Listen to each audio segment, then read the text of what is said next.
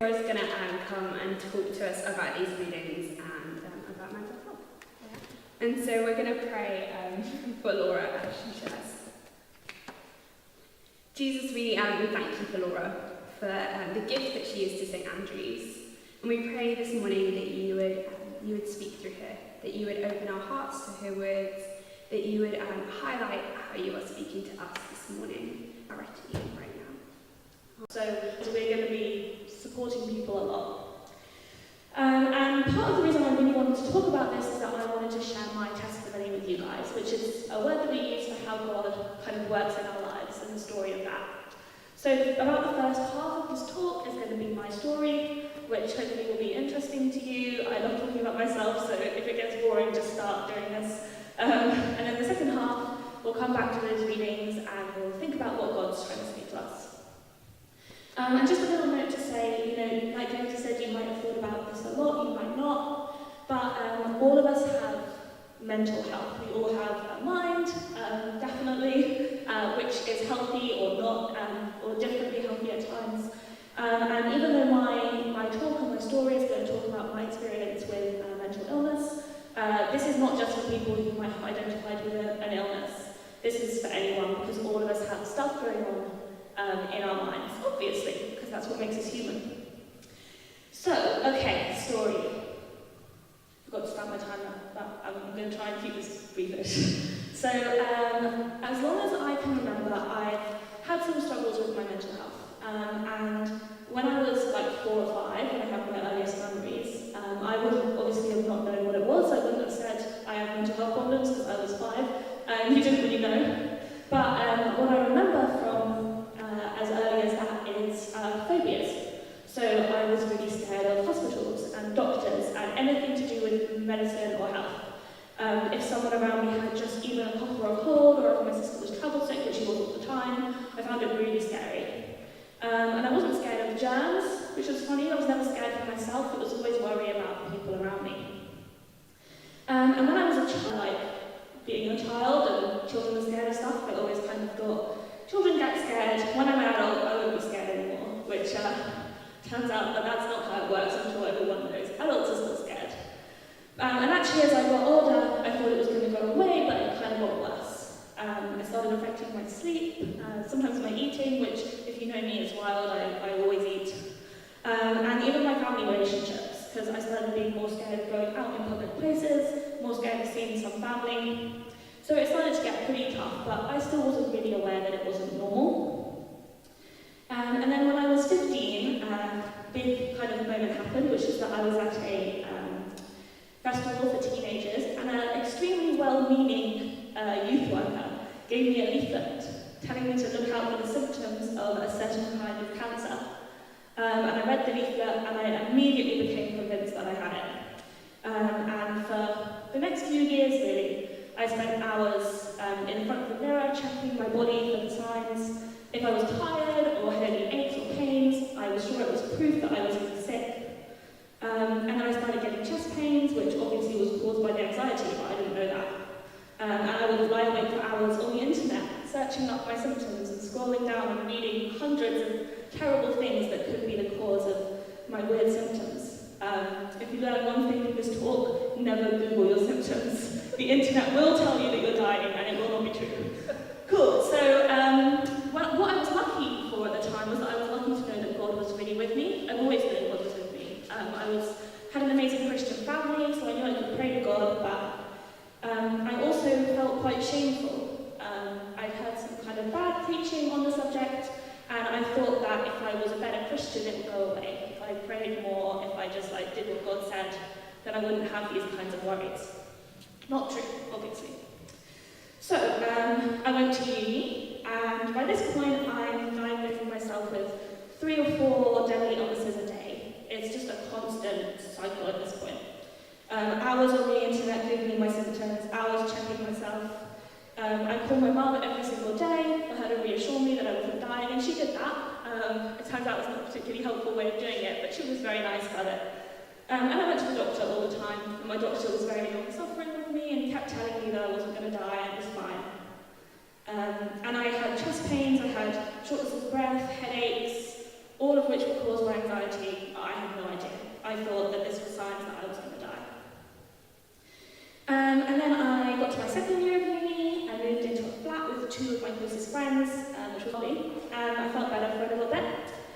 And then on the day after my 20th birthday, of all things, I was watching Downton Abbey, which I really thought was a safe space for me. You know, I loved Downton Abbey, but something happened on Downton Abbey and it triggered me, which is a word that's become a meme, which really annoys me, because it's an important mental health term for something that you see or hear which increases your anxiety. So this would happen when I was a kid and I didn't know what it was.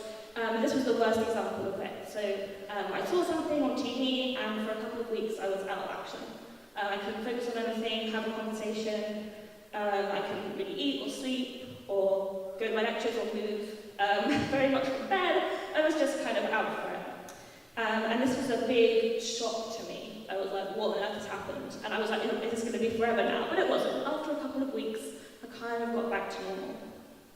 And ultimately it was a good thing. It was really bad, but it was a good thing because it made me go to therapy for the first time.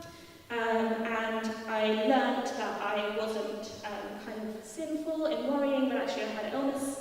It's a kind of OCD, and it's called health anxiety, which I don't like because it doesn't seem to sum it up for me. You probably know it's hypochondria, although what's known as hypochondria is just kind of the tip of the iceberg, really. So yeah, I went to therapy, they gave me a lot of leaflets, which often is the way it happens, and I read them, and I was able to stop myself searching symptoms on the internet, which was a huge success for me, so that was good. I was very happy about that. And around the same time, I became convinced that God was going to heal me.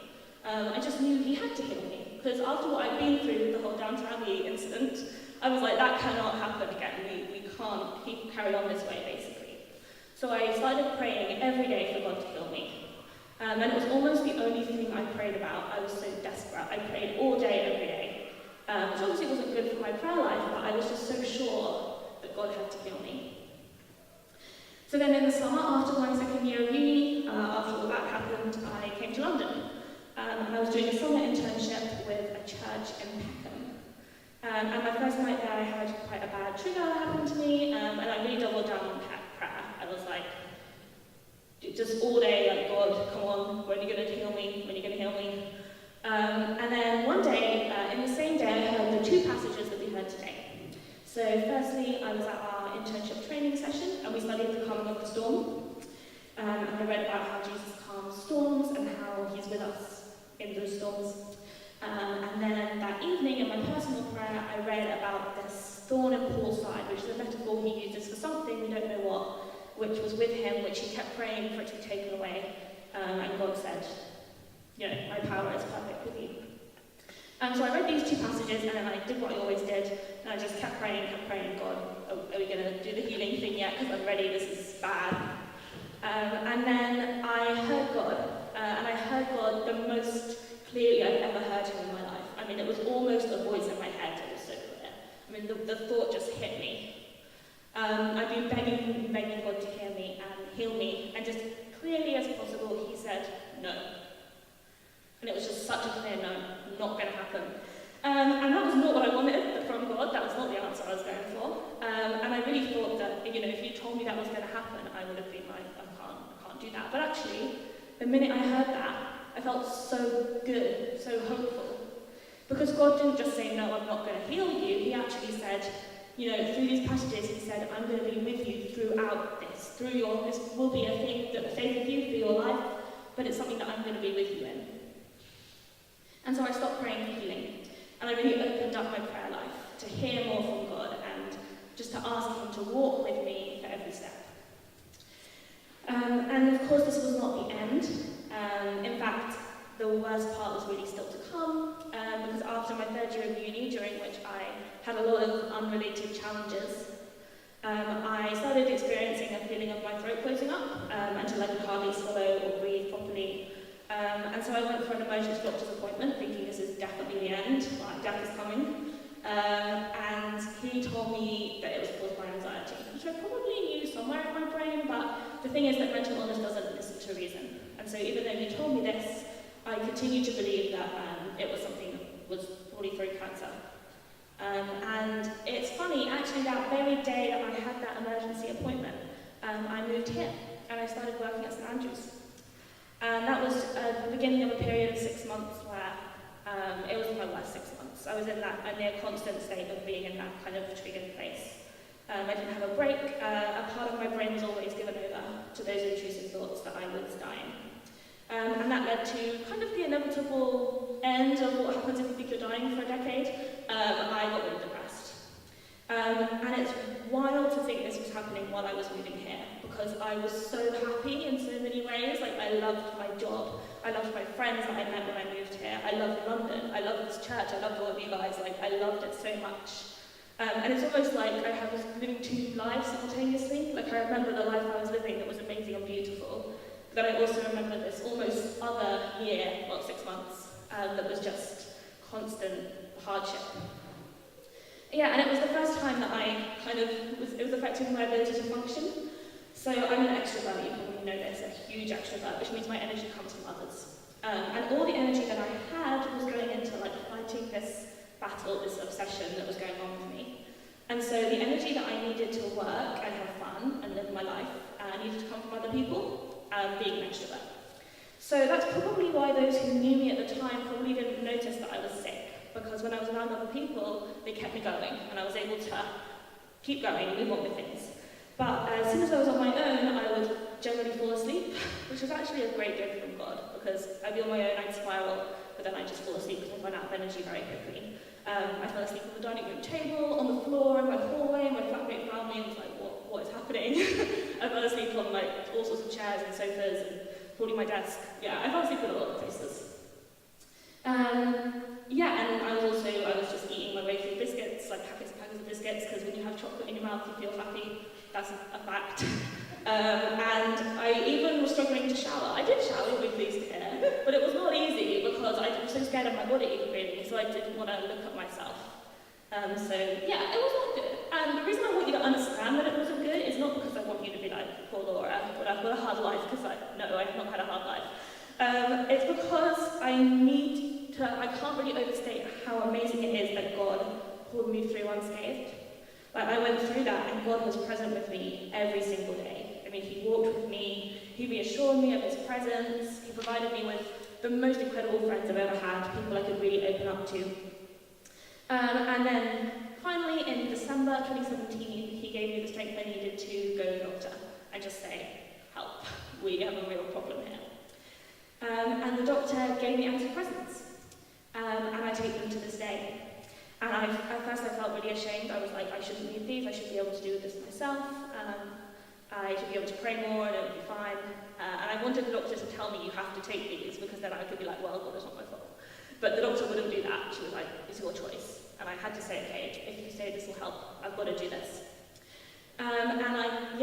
They changed my life. I mean, they completely changed my life. They took me from a place of constantly fighting my illness to being able to reason those thoughts away pretty quickly.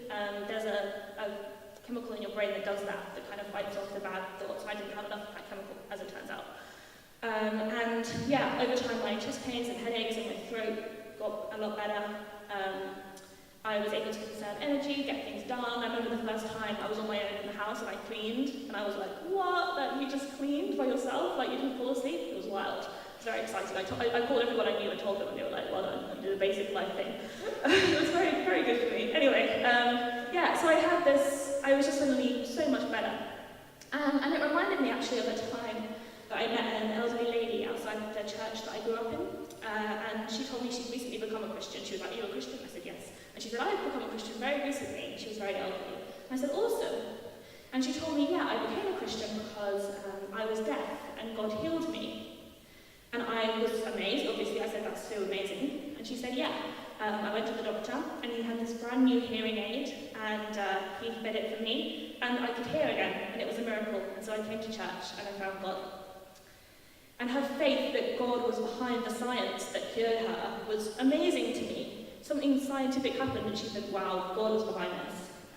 And that's how I feel about the antidepressants, really. The fact that they gave me a pill which took me from kind of mental and physical pain 24/7 to being like healthy and productive and happy is miraculous to me. And so God is in that, definitely. And this doesn't mean I'm cured at all. I'm not depressed anymore, which is awesome. Recommend that. But some days it still gets the best of me. The worries, the phobias, the thoughts that maybe I'm dying, that still happens. And I still get down about it. And maybe one day I'm going to be in that bad place again. We don't know what's going to happen. But for now, God has got me really going strong. And I know that He's with me through all of this. And so that's what the miracle is for me. Yeah, so that's me. That's our story. So let's do the Bible, because that's probably more important. So we heard these Bible verses, and like I said, they were verses that I heard on a particular day, and they were part of this message from God that this was not going to be healed. So when I first heard the passage about Jesus calming the storm on that day, I really thought that the message for me that was that God was going to fully calm the storm in my life and take away the thing that was causing me hardship. But later, when He revealed what He was doing to me, God directed me to two parts of the passage. The first part being when the disciples say to Jesus, "Teacher, don't you care if we drown?" And the second part being when Jesus replies and says, "Why are you so afraid? Do you still have no faith?" So the disciples are freaking out, and so Jesus calms the storm for them. But before that, He is sleeping. Jesus doesn't jump up to calm the storm immediately. He doesn't freak out with the disciples. He just calmly sleeps through it. The storm doesn't bother Jesus. The first message here is that nothing shakes Jesus. He is calm and He is present with us, whatever we're going through. In fact, that second passage tells us that Jesus' power is made perfect in our weakness. Whatever we might be going through, whether it's illness or difficult relationships or difficulties at work or just worried about whatever, Jesus isn't panicking. Jesus is calm and He's with us and He has a plan. So the disciples, they asked Jesus, "Do you really care if we drown?" And I'm sure many of us would have wondered before if Jesus really cares about what we're going through. I know that I did. But the truth is that, of course, Jesus' friends were going to drown, but the answer is that they were never going to drown in the first place. He asked them later why they were so afraid, why they didn't have more faith. He didn't want them to be unafraid because they should have known He was about to calm the storm. He wanted them to be unafraid because they were in the boat with Him. Jesus was with them in that boat, and so they didn't need to worry. And Jesus is always with us in the boat. Whatever we're going through, whatever we're facing, Jesus is alongside us. And it's important to know that Jesus doesn't ask us never to be afraid. Jesus Himself experienced fear and sadness and pain and grief. He understands all of these emotions, and He is with us, fully understanding us when we go through them. Being scared is not a sign of not having faith in God, except in that none of us will ever have as much faith as we should until we're in heaven. But to protect our mental health, we need to never feel guilty or ashamed about the way that we feel. Jesus never asks us to do that. In fact, Paul says in our second passage that he's going to boast in his weaknesses because they give Jesus a chance to work His power in Paul's life. Where the faith comes in, and I hope this makes sense, is that we shouldn't be afraid of being afraid. We should be ready to say, "Yeah, I am afraid," or "I'm hurting, this is tough. But Jesus, I know You're with me, and I'm just waiting to see what You're going to do." The thing that every person's story has in common is that Jesus is with all of us, and He's working in our lives. And aside from that, every story looks different. Even though I know that my mental health journey is going to be a lifelong thing, I have another friend who was healed instantly from an anxiety disorder. And she doesn't understand my story and how I can carry on this way. But she knows that my story is amazing, and I know her story is amazing, even though they're really different. Sometimes God works that way, and sometimes He doesn't. And we can't always know why God does different things with different people. But we can always know that He's working for us. And of course, one day all our illness and our pain is going to be taken away then. That's the ultimate. I know I'm going to be healed one day, and that's when I'm in heaven. And we know that just as with physical illness, sometimes mental illness does cut life short, and we can't ignore that. Because our world is well fallen and imperfect. But we all still share that hope of being in heaven, where we're going to be in a perfect world, and all illness and pain will leave us. There's a horrible myth myth in some parts of the church that people who end their lives won't go to heaven, and I cannot dispel that enough. Like, God understands all illness. He has compassion. I just wanted to mention that that is not where we're going at all. So, a little advice to finish off. God has his love and his friendship and his joy for us. He has plans for us. And I've said that we must never be ashamed of how we feel, what we're struggling with. But a big part of that is finding someone you can talk to. God's put incredible people in my life on every step of my journey who I can open up to and pray with, and who will listen to me.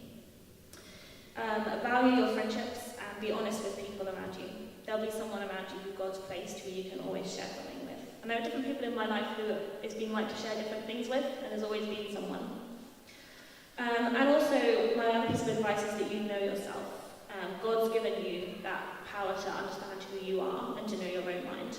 And so if you know that something's not normal with your mind, if you know something's not right, then believe yourself and be ready to go to a doctor or a counsellor, talk to God, talk to people around you.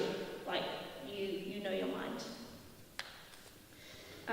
God's provided awesome medical care for us, and we need to take advantage of that. It's one of the many ways that God works. We don't need to do what I did and just expect a miracle.